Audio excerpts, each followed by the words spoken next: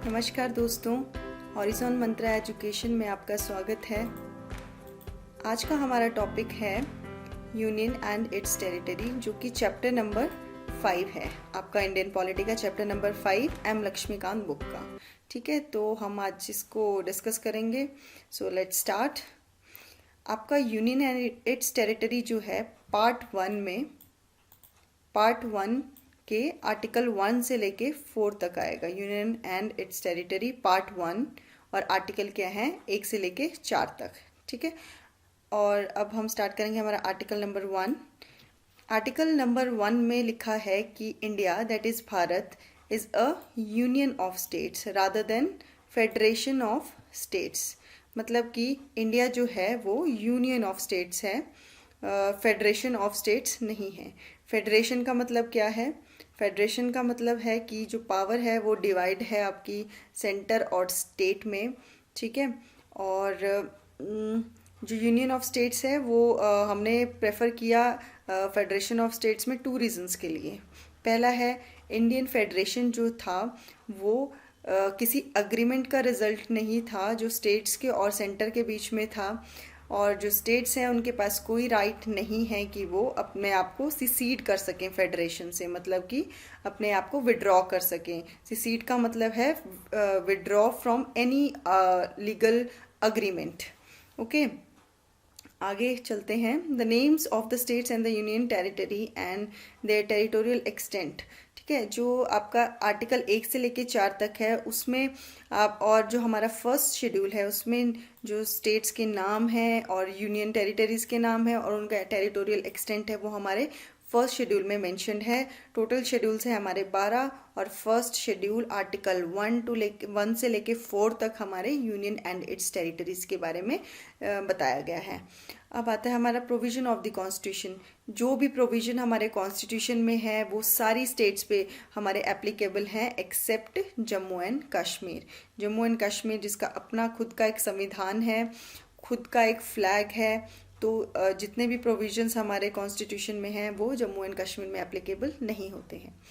Next, special provisions दिए हैं हमारा जो आर्टिकल नंबर 21 है। स्पेशल स्टेटस दिया जाता है कुछ स्टेट्स को, और ये उनके नाम है महाराष्ट्र, गुजरात, नागालैंड, असम, मणिपुर, आंध्रा, तेलंगाना, सिक्किम, मिजोरम, अरुणाचल, गोवा एंड कर्नाटका। ये सारी जितनी भी स्टेट्स हैं इनको एक स्पेशल स्टेटस दिया गया है हमारे आर्टिकल नंबर 21 के तहत। अब आता है आपका 6th शेड्यूल। जो आपका 6th शेड्यूल है, 12 में से जो छठा शेड्यूल है उसमें जो आपके शेड्यूल एरियाज़ हैं और जो ट्राइबल एरियाज़ हैं उनके लिए प्रोविजंस हैं। ठीक है, उनका एडमिनिस्ट्रेशन कैसे होगा वो सब कुछ आपका 6th शेड्यूल में मेंशन है, शेड्यूल एरिया और जो हमारे ट्राइबल एरियाज़ हैं। ठीक है, अब आता है आर्टिकल नंबर 2। आर्टिकल नंबर 2 में क्या है, जो पार्लियामेंट है, पार्लियामेंट के पास पावर है कि वो नई स्टेट को इस्टेब्लिश कर सकती है, नई स्टेट को बना सकती है जो कि इंडिया का पार्ट नहीं है। ठीक है, अभी जो इंडिया का पार्ट नहीं है तो इंडिया नई स्टेट का मतलब कॉन्स्टिट्यूट कर सकती है।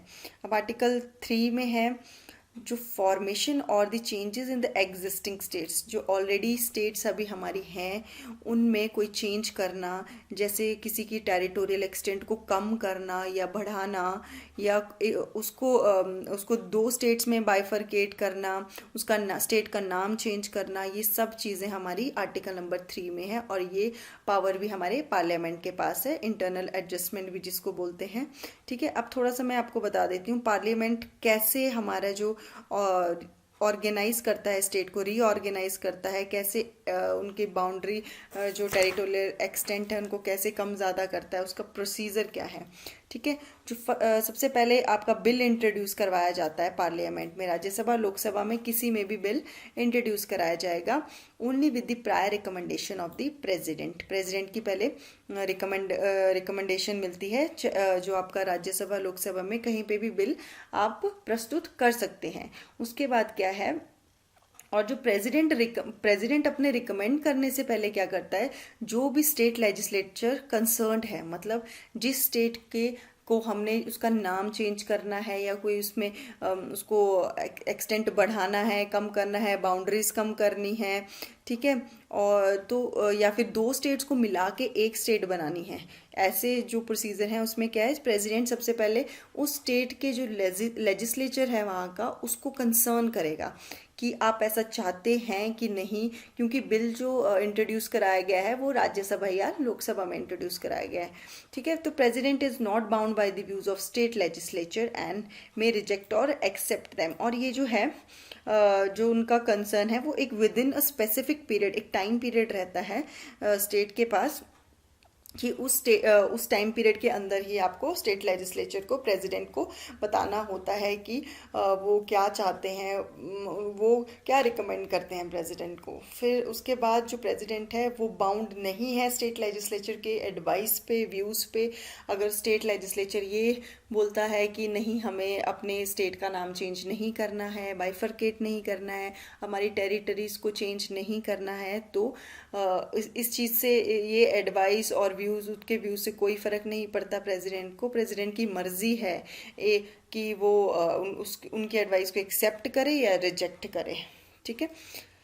फिर है आपका इन केस ऑफ यूटी, जो हमारे यूनियन टेरिटरीज हैं उनमें क्या है, नो रेफरेंस इज नीडेड, कोई ज़रूरत नहीं है आपके प्रेसिडेंट को प्रायर आपकी कंसर्न या एडवाइस लेने की, जो भी लेजिस्लेचर कंसर्न है उससे कोई ज़रूरत नहीं है उनका रेफरेंस लेने की। ठीक है। तो इससे पता चलता है हमारा जो कॉन्स्टिट्यूशन है उसने पार्लियामेंट को एक पावर दे रखी है कि वो एक नई स्टेट बना सकता है, ऑल्टर भी कर सकता है area boundaries, names of the existing states within their consent. मतलब आर्टिकल 3 में जो मेंशन है कि जो ऑलरेडी एग्जिस्टिंग स्टेट है उनमें ये सारे चेंजेस करने की पावर हमारे पार्लियामेंट को के पास है, उसके लिए उन्हें स्टेट की परमिशन लेने की ज़रूरत नहीं है। ठीक है। और ना ही कोई बाइंडिंग एडवाइस है प्रेसिडेंट पे।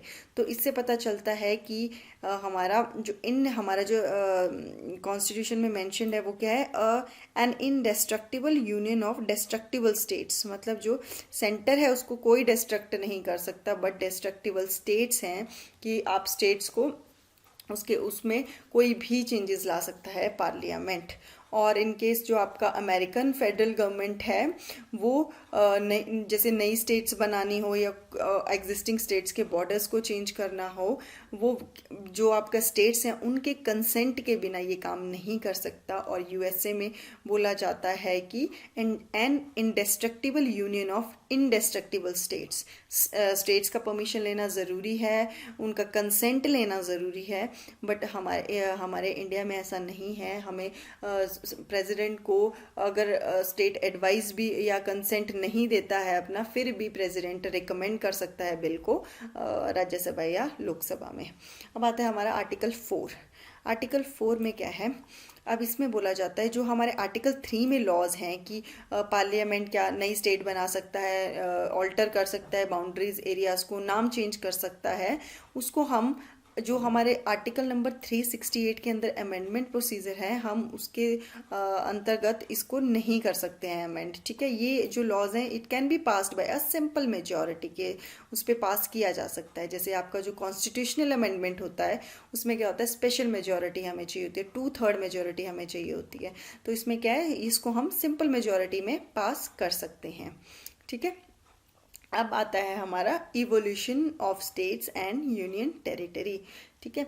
आपको पता है कि इंडिया में आपके जब आज़ादी के टाइम पे हमारा 552 आपकी प्रिंसली स्टेट्स थी। ठीक है। तो जब इंडिया का और पाकिस्तान का पार्टीशन हुआ तो बोला गया कि जो स्टेट्स इंडिया में रहना चाहती हैं वो इंडिया में रहें, और जो नहीं रहना चाहती हैं वो पाकिस्तान जाए, और जो कहीं भी नहीं जाना चाहती है वो इंडिपेंडेंट रहें।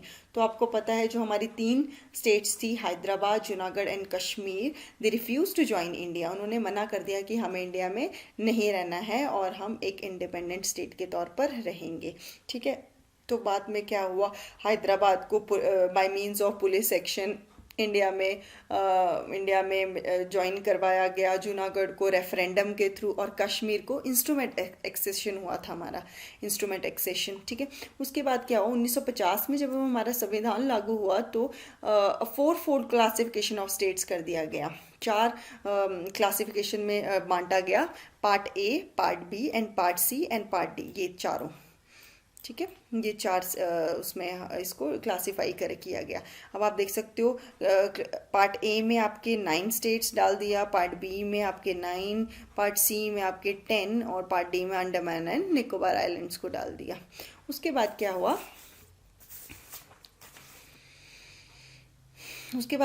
एक 1900 आपके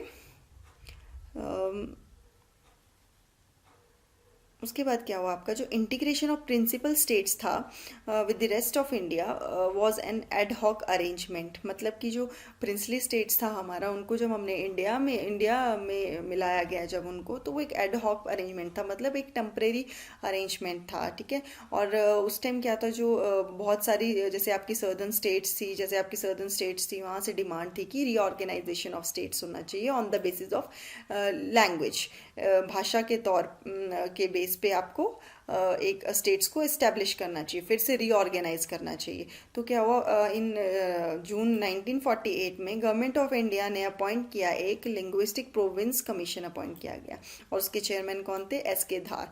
तब इस कमीशन का नाम है आपका धार कमीशन, और जो आपके चेयरमैन थे उनका नाम था एस.के. धार। ठीक है, तो उन्होंने एक कमीशन इस्टेब्लिश किया और उनको कहा कि आप देखिए क्या लैंग्वेज के बेस पे हम स्टेट्स को रीऑर्गेनाइज कर सकते हैं कि नहीं।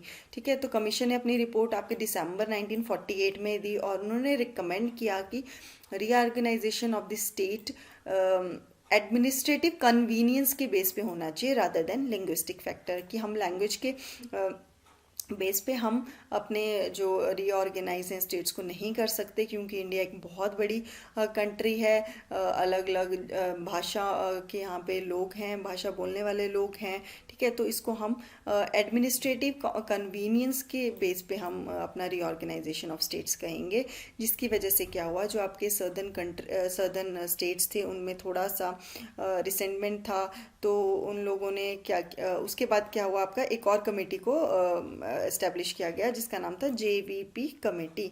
ठीक है, तो इसमें 3 लोग थे, जे से जवाहरलाल नेहरू, वी से वल्लभ भाई पटेल और पी से पताबी सीतारमैया। ये 3 लोगों की एक कमेटी बनाई गई जिसको हम JVP कमेटी बोलते हैं। तो इन्होंने अपनी रिपोर्ट ना 1949 में दी, और इन्होंने रिजेक्ट कर दिया language as the basis for the reorganise. Same जो आपका जैसे आपका जो धार कमीशन था, उन्होंने भी रिजेक्ट किया कि लैंग्वेज के बेस पे हम अपना रीऑर्गेनाइज नहीं कर सकते स्टेट को। तो सेम आपके JVP कमेटी ने भी यही रिकमेंड किया कि language should not be the criteria for reorganising the states. Okay, तो उसके बाद क्या हुआ आपका 1953 में, उसके बाद काफ़ी आपके वो बहुत ज़्यादा पॉप एजिटेशन होने लगा। तो सदर्न इंडिया से आपके तो एक काफ़ी एमिनेंट पर्सनालिटी थे जिनका नाम था पोटी श्री रामालू, जो कि कांग्रेस पर्सन थे। तो उन्होंने ना 56 डे का हंगर स्ट्राइक कर दिया आपके। तो उसकी वजह से क्या हुआ कि गवर्नमेंट ऑफ इंडिया को वो फोर्स हो गई to create a first linguistic state जिसका नाम था आंध्र प्रदेश। जो हमारी फर्स्ट लिंग्विस्टिक स्टेट बनी थी उसका नाम है आंध्र प्रदेश। ठीक है, जिसको हमने सेपरेट किया Telugu speaking area from the Madras state. जो मद्रास प्रोविंस थी उससे हमने जो तेलुगु बोलने वाले लोग थे उनको हमने अलग से एक स्टेट दी थी आंध्र प्रदेश। उसके बाद आता है आपका फैजल अली कमीशन। फैजल अली कमीशन में 3 लोग थे, फैजल अली और KM पनीकर और HN कुंजरू, 3 मेंबर्स थे इसके। और उन्होंने एक्सेप्ट किया language as the basis of reorganisation of state. उन्होंने एक्सेप्ट किया कि भाषा के तौर के बेस पे हम अपना रीऑर्गेनाइज कर सकते हैं, बट उन्होंने रिजेक्ट किया कि 1 लैंग्वेज 1 स्टेट नहीं होना चाहिए, कि एक लैंग्वेज से को पूरा भारत में एक ही लैंग्वेज को आप लागू कर दो, ऐसा नहीं होना चाहिए। तो उसके बाद क्या हुआ, जो गवर्नमेंट थी उन्होंने उनकी जो कुछ रिकमेंडेशंस थी उनको एक्सेप्ट किया और उनमें थोड़ा सा मॉडिफिकेशन किया। और उसके बाद स्टेट रीऑर्गेनाइजेशन एक्ट जो आपका 1956 था और जो आपका 7th कॉन्स्टिट्यूशनल अमेंडमेंट एक्ट 1956 था, उसमें उन्होंने 2 पार्ट्स बना दिए, part A and part B states बनाया, और जिसके तहत हमारी 14 स्टेट्स और अब हमारे 6 यूटीज़ बने। ये एक चार्ट है, आप देख सकते हैं। हमारे सबसे पहले 14 हमारे स्टेट्स थे 1956 के बाद, रीऑर्गेनाइजेशन के बाद 14 स्टेट्स थे और हमारे यूनियन टेरिटरी 6 थे। ठीक है, उसके बाद क्या हुआ, अब मैं आपको बता देती हूँ कि इस आपके रीऑर्गेनाइजेशन एक्ट के बाद क्या हुआ, हमारी कौन कौन सी नई स्टेट्स बनी 1956 के बाद। आपको पता है कि हमारी 14 हमारी स्टेट्स ऑलरेडी थी, और उसमें हमारी 15वीं स्टेट आपकी बनती है। जैसे यहाँ पे आपका बॉम्बे है, बॉम्बे को हमने दो स्टेट्स में डिवाइड कर दिया, महाराष्ट्र एंड गुजरात में। ठीक है, जो बॉम्बे था उसको हमने दो स्टेट्स में डिवाइड किया, एक महाराष्ट्र और गुजरात में। बॉम्बे रीऑर्गेनाइजेशन एक्ट 1960 में हमने ये किया, डिवाइड कर दिया state of Bombay to establish two states of Gujarat and Maharashtra. जो मराठी स्पीकिंग लोग थे उनको महाराष्ट्र में डाल दिया गया, और जो गुजराती स्पीकिंग लोग थे उनको अलग से एक अलग से स्टेट दिया गया। और ये गुजरात जो था हमारा वो 15th स्टेट था, 15th स्टेट 1960 में। उसके बाद क्या है, दादरा एंड नगर हवेली। जो आपको पता होगा, जो दादरा एंड नगर हवेली था उन पे पोर्तुगीज़, जो पुर्तगाली लोग थे उन लोगों का राज था। और क्या बोलते 1954 तक पुर्तगालीज का रूल था आपके दादरा एंड नगर हवेली में। तो उसके बाद क्या हुआ, 1961 में 1961 तक तो आपका जो दादरा नगर हवेली था उसमें जो वहाँ के लोग थे उन्होंने ये एडमिनिस्ट्रेशन संभाला आपका दादरा एंड नगर हवेली का। उसके बाद क्या हुआ, इसको कन्वर्ट कर दिया गया एक यूनियन टेरिटरी में, और उसका अमेंडमेंट कौन सा था, वो 10th कॉन्स्टिट्यूशनल अमेंडमेंट एक्ट 1961 में।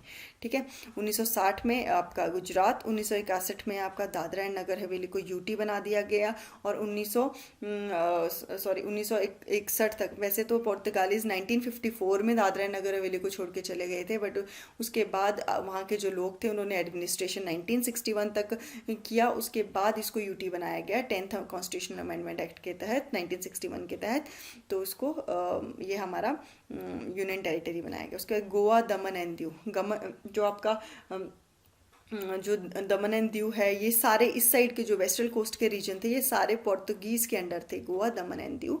तो इसमें जो गोवा, दमन एंड दीव था उसको हमने पुलिस एक्शन के थ्रू 1961, सेम 1961, और ये भी आपका 1961 में दमन एंड दीव को हमने पुलिस एक्शन के अंडर 1961 में अपने इंडिया में मतलब उसको एक यूनियन टेरिटरी बनाया by the 12th constitutional amendment act 1962 में। 1961 में दादरा एंड नगर हवेली, 1962 में दमन एंड दीव। और गोवा को भी एक उसके बाद क्या हुआ आपका 1987 में आपको गोवा को स्टेटहुड मिल चुका था, 1987 में। ठीक है,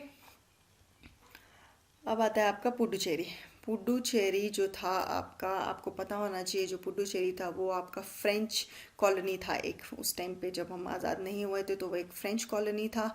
तो जितने भी उनकी चार एस्टेब्लिशमेंट्स थी पुडुचेरी में। एक का नाम था पुडुचेरी, कराईकाल, माहे और यनम। ये आपको याद रखने हैं चारों, तो उसको आप ऐसे भी रख सकते हो PMKY, प्रधानमंत्री कृषि योजना, पुडुचेरी, कराईकाल, माहे और यनम। ठीक है, और इसको जब यूनियन टेरिटरी बनाया गया 14th कॉन्स्टिट्यूशनल अमेंडमेंट के अंडर इसको यूनियन टेरिटरी बनाया गया पुडुचेरी को। ठीक है, और सेम जो आपका 1962 में बनाया गया था इसको। ठीक है, ये 1961, 1962। अब फिर आता है आपका नागालैंड में क्या था, 1963 में क्या किया गया, जो स्टेट थी नागालैंड की उसको बनाया गया, जो नागा हिल्स थी और ट्वेंसिंग एरिया है वहाँ पे, जो असम का है उस एरिया को, असम के ट्वेंसिंग एरिया को और जो नागा हिल्स थी उन दोनों को मिला के आपका नागालैंड को बनाया गया। ठीक है, और ये क्यों बनाया गया, जो उस टाइम जो नागाज थे, हॉस्टाइल नागाज थे, उन्होंने एक मूवमेंट स्टार्ट कर दिया था, उनको अपना से एक नागालैंड चाहिए था। तो उसके लिए जो आपका नागा हिल्स थे और ट्वेंसिंग एरिया था असम का, उसको दोनों को मिला के एक नागालैंड बनाया गया, और इसको 16th स्टेट का दर्जा दिया गया नागालैंड को। और 1963 1963 में। ये एक्ट 1962 है और 1963 में उसको एक सेपरेट स्टेट बनाया गया जो कि 16th स्टेट है। 15 स्टेट आपको मैंने बताया गुजरात, 16 स्टेट है आपकी नागालैंड। उसके बाद आता है पंजाब, हरियाणा एंड हिमाचल प्रदेश। पंजाब और हरियाणा, आपको पता है पंजाब एक ऑलरेडी स्टेट था, यहाँ पे आप देख सकते हो 11 स्टेट था हमारा पंजाब। तो पंजाब में जो पंजाब रीऑर्गेनाइजेशन एक्ट था 1966 में, उसमें क्या हुआ, जो डिवाइड कर दिया गया पंजाब को पंजाब और हरियाणा में। पंजाब तो ऑलरेडी एक स्टेट था 11th, तो 17 स्टेट कौन सा बन गया हमारा, हरियाणा। तो उसके बाद क्या हुआ, और एक चंडीगढ़ यूनियन टेरिटरी बनाई गई पंजाब से ही हटा डिवाइड करके एक यूनियन टेरिटरी बनाई गई चंडीगढ़। उसके बाद 17 स्टेट बन गया हरियाणा। अब क्या हुआ, जो आपके पंजाबी लोग थे, सिख होमलैंड, वो एक सिख होमलैंड की मांग कर रहे थे। जो अकाली दल के लीडर थे उनका नाम था मास्टर तारा सिंह, उन्होंने सिख लैंड की एक मांग करी और जो उस टाइम एक कमीशन बिठाया गया उसका नाम था शाह कमीशन 1966। इंपॉर्टेंट है, शाह कमीशन 1966, जिसमें जो पंजाबी बोलने वाले लोग थे उनको पंजाब में डाल दिया गया और जो हिंदी बोलने वाले लोग थे उनको हरियाणा में उनके लिए हरियाणा को बनाया गया। तो जो हिली एरिया थे उनको ऐड कर दिया गया। जो पंजाब के ही जो हिली एरिया थे उनको, जो हमारा हिमाचल प्रदेश था उसमें उस time Himachal Pradesh union territory हुआ करता था, तो उसको हिमाचल में ऐड कर दिया गया 1966 के टाइम पे। जो भी पंजाब और हरियाणा के हिल स्टेट्स थे उसको हिमाचल में ऐड कर दिया गया। और 1971 में ये आपका आता है state of Himachal Pradesh act 1970, और जो 1971 में हमारा हिमाचल को एक अलग से स्टेट का दर्जा दिया गया और वो बन गया हमारा 18th स्टेट। ओके, उसके बाद है मणिपुर, त्रिपुरा एंड सब स्टेट ऑफ मेघालय। मणिपुर और जो त्रिपुरा था, मणिपुर और त्रिपुरा था वो पहले आपका यूनियन टेरिटरी था। तो मणिपुर, त्रिपुरा और मेघालय को 19th, 20th and 21st state का दर्जा दिया गया 1972 में। 1971 में आपका हिमाचल प्रदेश को, 1972 में आपके मणिपुर, त्रिपुरा और मेघालय को, ठीक है। और जो आपका मिजोरम और अरुणाचल प्रदेश था उनको उस टाइम पे आपको यूनियन टेरिटरीज बनाया गया और established by the north Indian areas organisation, ठीक है। फिर अब क्या, उसके बाद क्या हुआ आपका, जो लेटर मिजोरम और अरुणाचल प्रदेश को पहले यूनियन टेरिटरी बनाया गया था, उसके बाद उसको स्टेटहुड मिला, कब मिला उस, और वो 23rd एंड 24th स्टेट बनी, और उसको कब मिला, 1986 में, ठीक है। और आपको पता है 1987 में गोवा को स्टेटहुड मिला था और 1986 में आपका मिजोरम एंड अरुणाचल प्रदेश को स्टेटहुड मिला था। उसके बाद आता है आपका सिक्किम। ओके, उसके बाद आता है आपका सिक्किम। 21 तक तो आपको पता लग गया, मणिपुर, त्रिपुरा एंड मेघालय को 19, 20 और 21वीं स्टेट थी। उसके बाद 22वीं स्टेट आपकी सिक्किम थी और 23 और 24 थी आपकी मिजोरम और अरुणाचल प्रदेश। सिक्किम जो था उसको 36th अमेंडमेंट एक्ट 1975 के अंडर 22nd स्टेट बनाया गया। और आपको पता है कि 1947 तक सिक्किम जो था वो एक प्रिंसली स्टेट थी, मतलब एक प्रिंस वहाँ के रूल करते थे। उनका वो जो रूलिंग प्रिंस थे वो थे चोग्याल्स उस टाइम पे। और जैसे इंडिया में 1947 के बाद ब्रिटिश जो था रूल ख़त्म हुआ, उसके बाद जो सिक्किम को एक प्रोटेक्टोरेट ऑफ इंडिया बना दिया गया। प्रोटेक्टोरेट का मतलब है कि जो आपके मेन अफेयर्स हैं, जैसे डिफेंस, एक्सटर्नल अफेयर्स, कम्युनिकेशन जो था वो हमारा गवर्नमेंट ऑफ इंडिया के अंडर था। जैसे आपके जम्मू एंड कश्मीर में इंस्ट्रूमेंट एक्सेशन के दौरान उनका defence, external affair, communication of Sikkim जो अफेयर्स था वो आपके गवर्नमेंट के अंडर था। सेम यहाँ पे भी आपका जो defence, external affair and communication of Sikkim था वो गवर्नमेंट के अंडर था, तो उसको प्रोटेक्टोरेट बोलते हैं, ठीक है। और 1974 में 1974 में यहाँ पे 1975 एक्ट था। 1974 में जो सिक्किम था उसने, सिक्किम के जो लोग थे वो चाहते थे कि सिक्किम को इंडिया में मिला लिया जाए। और उसके बाद क्या हुआ, आपका 35th आपका कॉन्स्टिट्यूशनल अमेंडमेंट एक्ट आया 1974 का। 35th कॉन्स्टिट्यूशनल अमेंडमेंट एक्ट 1974 में इनेक्ट किया गया पार्लियामेंट में एक एक्ट। तो उसमें क्या था कि एक न्यू क्लास ऑफ स्टेटहुड दिया गया अंडर द कॉन्स्टिट्यूशन सिक्किम को, under a constitution by conferring Sikkim the status of an institution by conferring associate state. अच्छा, ओके, पहले इसको प्रोटेक्टोरेट स्टेट बना दिया गया। उसके बाद जो आपका 35th अमेंडमेंट एक्ट था उसके अंडर इसको सिक्किम को एक एसोसिएट स्टेट बना दिया गया, ठीक है। उसके लिए कौन सा आर्टिकल ऐड किया गया, 2A ए, आपको पता है आर्टिकल नंबर 2 में है कि हम न्यू स्टेट्स को इस्टेब्लिश कर सकते हैं, इंट्रोड्यूस कर सकते हैं इंडिया में। तो उसमें एक नया आर्टिकल ऐड किया गया, आर्टिकल 2A को ऐड किया गया, ठीक है।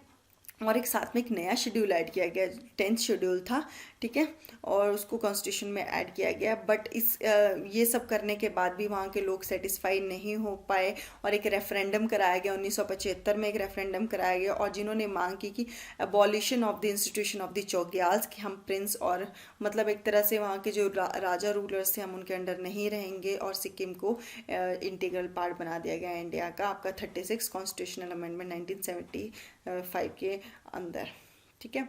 और इसको 22nd स्टेट बन गया। उसके बाद आता है गोवा। मैंने आपको बताया 1987 में गोवा को as a separate state of the union बना दिया गया, इसको स्टेटहुड दिया गया 1987 में। फिर छत्तीसगढ़ आता है। छत्तीसगढ़ जो था आपका वो मध्य प्रदेश से अलग किया गया था, मध्य प्रदेश रीऑर्गेनाइजेशन एक्ट 2000 में, और जो 1 नवंबर 2000 को फोर्स में आया, ठीक है। उसके बाद उत्तरांचल, जिसको हम उत्तराखंड भी बोलते हैं अभी, तो इसको यूपी से अलग किया गया 2000 में on 8 November 2000, comprising the northern district, जो आपका नॉर्दर्न साइड था कुमाऊं हिल्स और गढ़वाल हिल्स से, यूपी का जो नॉर्दर्न साइड है उसको हम अभी उत्तराखंड बोलते हैं। 2000 में इसको इस्टेब्लिश किया गया। उसके बाद the state of Jharkhand, Jharkhand को हमने आपका बिहार से अलग किया है। झारखंड जो है वो कौन सी स्टेट से अलग हुआ है? बिहार से अलग हुआ है आपका 2000 में ही, 15 नवंबर 2000, याद रखना। 1 नवंबर छत्तीसगढ़, 8 नवंबर उत्तरांचल, और आपका 15 नवंबर झारखंड। उसके बाद आएगा स्टेट ऑफ तेलंगाना। तेलंगाना को 2014 में 2 जून 2014 में आपका तेलंगाना को आंध्र प्रदेश से अलग किया गया था, और बोला गया कि जो हैदराबाद रहेगी वो एक कॉमन इनकी कैपिटल रहेगी 10 सालों तक के लिए, सिर्फ 10 साल तक के लिए हैदराबाद कॉमन कैपिटल रहेगी। हैदराबाद ही इनका कोर्ट, हाई कोर्ट रहेगा दोनों का, और उसके बाद 10 साल के बाद तब तक ये अपनी कोई कैपिटल बना सकते हैं, और 10 साल के बाद ये अपनी अपनी कैपिटल बना सकते हैं। ओके अब आता है आपका, अब मैं आपको बता दूं एट प्रेजेंट कितने स्टेट्स हैं हमारे। 28 स्टेट्स हैं, 9 यूटीज़ हैं, मतलब कि जो आपका जम्मू एंड कश्मीर था अब वो एक यूनियन टेरिटरी है। पहले 7 यूनियन टेरिटरीज थी, अब एक Jammu and Kashmir union territory है, और साथ में लद्दाख एक यूनियन टेरिटरी है। और पहले 29 स्टेट्स थी, अब 28 स्टेट्स रह चुकी हैं, जो कि आपको पता है 31 अक्टूबर 2019 में ये आपको जो जम्मू कश्मीर था उसको 2 यूनियन टेरिटरीज में डिवाइड किया गया था 31 अक्टूबर 2019 में। ओके तो ये हो गया हमारा चैप्टर जो हमने आज डिस्कस किया, union and its territory, article 1 से लेके आर्टिकल 4 तक। जो और हमारा जो नेक्स्ट चैप्टर होगा वो होगा हमारा सिटीजनशिप। उसमें हम आर्टिकल 5 से लेके आर्टिकल 11 तक कंप्लीट करेंगे, ठीक है। तो आज के लिए इतना ही।